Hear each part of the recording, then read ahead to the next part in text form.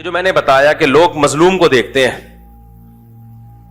کمزور کو دیکھتے ہیں, دلیل کو نہیں دیکھتے.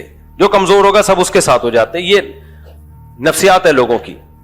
یہ تمیز سے اپنے لیفٹ پہ اپنے جو سلو ٹریک ہے اس پہ آرام سے خرامہ چلتے رہو. یار کس نے منع کیا تمہیں کیا ضرورت ہے فاسٹ ٹریک پہ بھگانے کی, اور پوری قوم کو لے کے بچوں کو, 4 بچے, بیگم, اور بیگم کا دوپٹہ بھی نیچے لٹک رہا ہوگا اس میں پہیے میں پھنسنے کے لیے, سب کو بٹھا کے, پورے پریوار کو, خاندان کو بٹھا کے تم چلا. ہیلمٹ تو گیا تیل لینے, کوئی بھی نہیں پہنتا, اور اگر پہنے گا تو صرف یہ پہنے گا, باقیوں کا کھوپڑی تو شاید وہ, میں نے باہر ملکوں میں, بنگلہ دیش میں بھی نہیں دیکھا کہ پیچھے بندہ بغیر ہیلمٹ کے بیٹھتا ہو. وہ کہتے ہیں بھائی جتنا قیمتی ڈرائیور کا سر ہے, رائڈر کا سر ہے, جو ڈرائیو کر رہا ہے, بائک چلا رہا ہے, تو اتنا ہی کھوپڑی قیمتی کس کی ہے؟ جو پیچھے بیٹھا ہوا ہے, چاہے وہ مرد ہو چاہے عورت ہو, اس کو بھی ہیلمٹ. پوری دنیا میں ایسا ہی ہے. ہمارے یہاں صرف وہ پہنے گا جو اول تو وہ بھی نہیں پہنتا, اور پہنے گا تو ایسی چیز پہنے گا, آدمی کہتا ہے پتہ نہیں ناریل سر پہ یا خربوز, وہ تربوز نہیں ہوتا, وہ کاٹ کے رکھ لیتا, وہ زیادہ بہتر. ایسے سڑے ہوئے ہیلمٹ جو کسی کام کے نہیں ہے, جو آپ کی کھوپڑی کو بچا ہی نہیں سکتے. اس سے بہتر تھا تربوز کو کاٹتا, بیچ میں صاف کر کے رکھ لیتا, وہ پھر بھی زیادہ صحیح تھا. ایسے بیکار قسم کے ہیلمٹ پہنتے. خیر, سر بچانا ہے بھائی, کوئی مہنگی چیز سر پہ رکھ لو, سر سب سے قیمتی چیز ہے. پھر چلائیں گے کیسے؟ پوری قوم اور خاندان کو لے کے بیچ روڈ پہ جا رہا ہوگا, بیچ روڈ پہ خود گاڑی کے سامنے آئے گا, کب بڑی گاڑیوں کے سامنے آ جاتے ہیں, سلپ ہو جاتے ہیں. اب گاڑی والا تو جب سلپ آپ نے آ کے ٹھک گئے خود ہی آ کے, وہ تو اوپر چڑھے گی گاڑی خود بہت, لیکن پبلک کس کو پکڑ کے کوٹتی ہے؟ گاڑی والے کو. کوئی نہیں دیکھتا کہ غلطی کس کی ہے. اگر ڈمپر کے نیچے آیا تو کوٹے گا کون؟ بعض دفعہ ڈمپر والوں کی غلطی ہوتی ہے, جب غلطی ہے تو پھر احتجاج کرو. بعض دفعہ نہیں بھی ہوتی بھائی, اب ڈمپر ہے روڈ پہ تو چلے گا نا وہ, اور کہ اس کے لیے الگ تو گورنمنٹ سڑکیں بنائی نہیں ہے کہ وہ کوئی انڈر گراؤنڈ سڑکیں ہو, اس نے بھی اسی روڈ پہ چلنا ہے. اگر اس کی غلطی ہے تو ٹھیک ہے بھائی, پھر تو وہ سزا کا مستحق ہے. غلطی نہیں ہے, غلطی بائک والے کی ہے. اس کو میں وہ الفاظ مجھے یعنی گھسنے کا شوق ہے اس کو.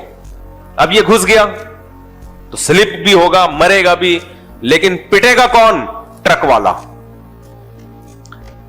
یہ میں سمجھا پا رہا ہوں اپنی بات. تو لوگوں کی نفسیات کیا ہے؟ ہمیشہ کمزور کا ساتھ دینا. نہ بھائی, یہ غلط ہے. مظلوم کا ساتھ دو, چاہے وہ طاقتور ہو چاہے وہ کمزور ہو, اور ظالم کا ساتھ مت دو, چاہے وہ طاقتور ہو چاہے وہ کمزور ہو. لوگ کہتے ہیں کمزور ہے تو ظلم کیسے کیا؟ کمزور بھی بعض دفعہ کمزور ہوتا ہے, لیکن وہ عوامی طاقت اکٹھی کر کے یا ایموشنل بلیک میلنگ کر کے وہ طاقتور بن جاتا ہے. بعض دفعہ وہ بن جاتا ہے طاقتور. تو اب جو تحقیق کرنے والے لوگ ہوتے ہیں نا, وہ محقق ان جذبات سے, ان چیزوں سے متاثر نہیں ہوتے. وہ ڈیپ میں جا کے تحقیق کرتے ہیں, وہ تحقیق کر کے بتا دیتے. بعض دفعہ حکومت صحیح بھی ہوتی ہے, حکومت بعض دفعہ صحیح بھی ہوتی ہے, بعض دفعہ حکومت غلط بھی ہوتی ہے, بعض دفعہ صحیح بھی ہوتی ہے. لیکن آپ کسی بات پہ صحیح کہہ دو تو اس پہ لوگ کہ بھئی تو حکومت کے غلام ہیں, بھئی یہ تو درباری لوگ ہیں, بھئی یہ تو سرکاری لوگ ہیں. بھائی اگر گورنمنٹ کوئی صحیح کام کر رہی ہے, اس کو فیور کر دیا, تو درباری کہاں سے ہو گئے؟ اب یہ پولیو کے قطرے جو حکومتیں پلاتی ہیں, یہ غلط نہیں کر رہی ہوتی, یہ صحیح کر رہی ہوتی ہے. اس سے پولیو دنیا سے ختم ہو رہا ہے, لیکن چونکہ حکومت پلا رہی ہے لہذا یہ حکومت کیا ہے؟ یہ 2 نمبر ہے. ٹھیک ہے, اپنے بچوں کو آڑے ترشے بناتے رہو, ٹیڑے میڑے کرتے رہو. پوری دنیا سے پولیو ختم ہو گیا, افغانستان اور پاکستان سے نہیں ختم ہو کے دے رہا, کیونکہ گورنمنٹ پلا رہی ہے. ٹھیک ہے, یہ پلانا اگر شروع کر دینا, گورنمنٹ کے علاوہ لوگ پلانا شروع. ایک پولیو کے وہ آئے تھے حکومت کے, وہ مجھے کہنے لگے مفتی صاحب ہماری نگرانی میں جب ہم پولیو پلاتے ہیں, میں نے کہا یہ آپ لوگ بار بار کیوں پلاتے ہیں؟ کہتے ہیں جتنی دفعہ پلاؤ کوئی اس کا نقصان نہیں ہے. کہہ رہے میں نے اتنا پیا ہے کہ آپ کی سوچ ہوگی. میں نے کہا آپ نے کیوں پولیو کے اتنے خطرے پہ؟ کہہ رہے جہاں پلانے جاؤ لوگ کہتے ہیں پہلے خود پی کے دکھا.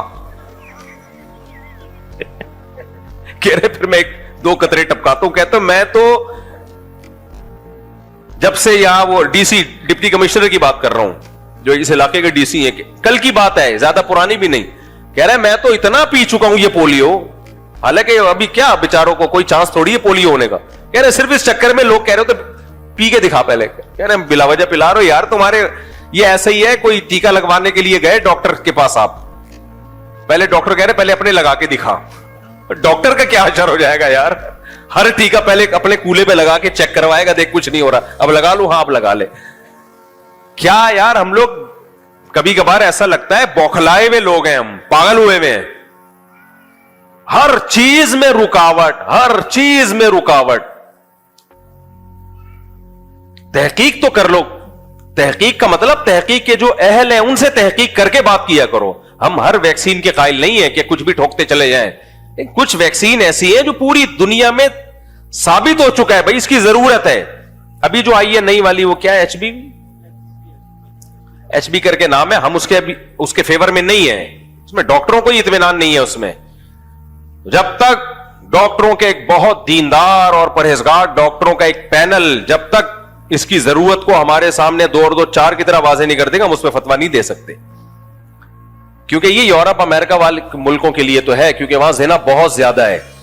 تو جہاں زنا بہت زیادہ ہوتا ہے اس کے لیے ویکسین ٹھیک ہوتی ہے. ہمارے ہاں ایسا نہیں ہے الحمدللہ.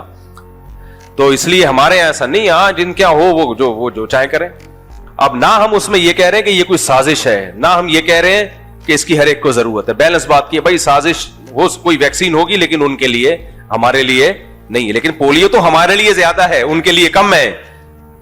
پولیو تو ہے ہی ہماری بیماری ہے, کیونکہ یہ گٹر کے پانیوں سے ہوتی ہے. آپ جو پانی پی رہے ہو, جب بھی دیکھو موٹر میں پانی آتا ہے نا تو پہلے کیا آتا ہے, پہلے گندا پانی آتا ہے, سارا گٹر لائنوں کا پانی. یہ تو موٹروں کی ٹیکنالوجی ہے, قدرت نے انتظام دیا ہوا کہ پہلے گٹر کا نکال دو.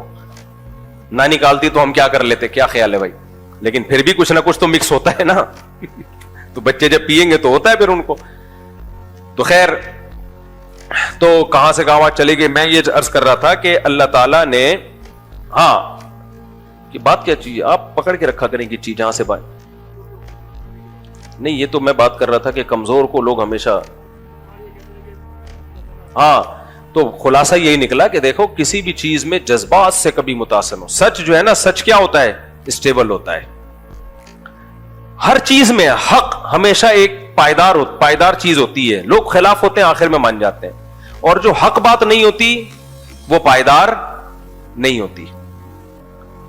جو لوگ کسی چیز میں ایکسپرٹ ہوتے ہیں, جب وہ کوئی رپورٹ پیش کرتے ہیں تو اس پہ پھر جو بھی اشکالات ہوں گے ان کے پاس ہر اشکال کا جواب ہوتا ہے.